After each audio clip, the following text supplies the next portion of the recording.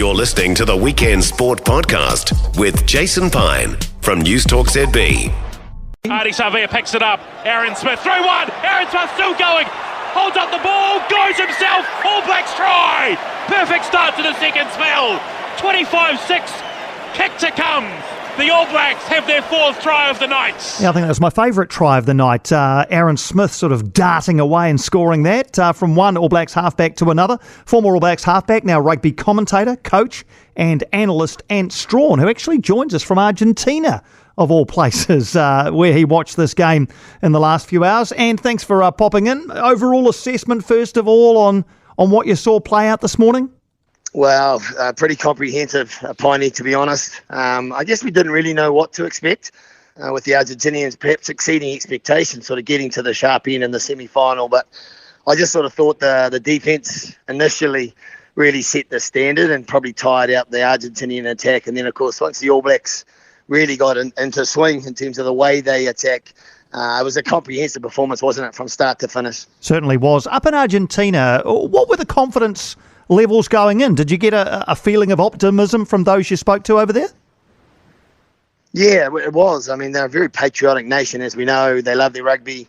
Certainly their rugby's improved over the last 5 to 10 years. We were sitting in a hall with about 350 Argentinians, and there was just myself and Noroa Tokaeri, so there's only two of us. so she was a cauldron, mate, but thankfully the All Blacks got through. And by the same token, whilst they were quite confident, they're very humble, wonderful people, and they got around us afterwards, so that was superb. Do you think they'll be a bit disappointed, the Pumas, with their showing? I mean, 44-6 tells its own story, but, no tries. How will they reflect on the semi-final outing? Yeah, significantly. I mean, even the reaction with the group up here, they're bitterly disappointed. If you look at how they played, I thought defensively for periods of time, you could see the David Kidwell defence was really working well. It was squeezing the All Blacks, but I just thought their attack, Piney, was poor. It was one-dimensional, a lot of single carries. They just couldn't get the ball to the edges. I mean, Carreras and Boffelli, and I mean, the strength is out there, but they really didn't create any options for them. So, I thought attack-wise, they were really disappointing. By contrast, the All Blacks, scored some really nice tries. How much did you enjoy watching Aaron Smith dart from the base and score that try early in the second half like a 21-year-old?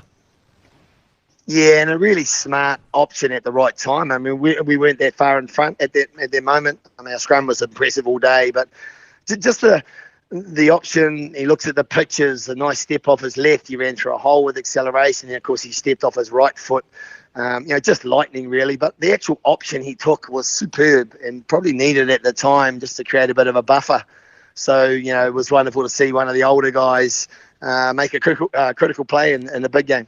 And Finlay Christie came off the bench, didn't get the opportunity last weekend, but came off the bench for about 20 minutes in the second half. What do you think they'll do next weekend, Ant? Do you think Cam Roigard's a chance of being the reserve halfback in the final or not? No, I don't think so now, Piney. I mean, he hasn't played now for a little while. I mean, we accept that the reason Finlay Christie's playing is more around his defence. And if you notice in the back end of that game that got a bit messy, Christie made a couple of really critical tackles in that first receiver position. And I think, he is a very, very dogged defender. And I think that's, what they want from him, particularly, big men and plugging holes on defence. And also, I thought he played well. He got to ruck quickly.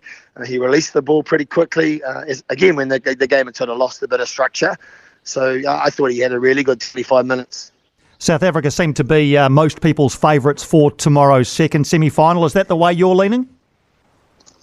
Yeah, I think with everyone, probably no secret that the South African team certainly know how to get to finals. And they've got a pretty comprehensive group. But, by the same token, this English team has probably been the surprise package of the World Cup. I mean, everyone did write them off pre-tournament. They've built some nice wins. I mean, they've had a couple of games where they've probably been a little bit off. But they probably have the firepower, the size, the strength and physicality to challenge South Africa. But I think, the South Africans will probably win in the end. So what takes you to Argentina? What are you over there for at the moment? We've been involved with a company called Rugby Exchange New Zealand, and they get us up to Argentina 2 or 3 times a year. We run some coaching clinics and some player clinics, development clinics up here with sort of 15 to 19-year-olds. It's a really nice relationship. We sort of impart as much knowledge as we can to add value to the young players and the coaches who are growing by number here, including the female game. And then, of course, we do get some players reciprocate and come down to New Zealand in January, February to spend a little longer in New Zealand to immerse themselves amongst our people. So, yeah, it's a really nice relationship. They're wonderful people, as you know. And, I just love, I'm getting a bit older now, buddy, but I still love to be involved. And it's a blessing, really, to be able to be involved with the game of rugby that we all love. I've seen you, mate. You still look like you're at your playing weight.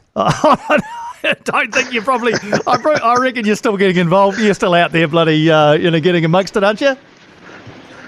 Yeah, I'm probably running around with my whistle trying to be a grumpy old bugger, trying to stay involved. But it's been a special week, mate. Really, really enjoyed it. And as I say, we've got about another 3 or 4 days. We're going up to Mendoza, actually, in a couple of days. So the trip's not finished yet. We might have to have a nice asado barbecue and a couple of beers tonight, I think. Top man, thanks, Sam. Always great to chat. Really appreciate your time. Cheers, mate. Take care. For more from Weekend Sport with Jason Pine, listen live to News Talk ZB weekends from midday or follow the podcast on iHeartRadio.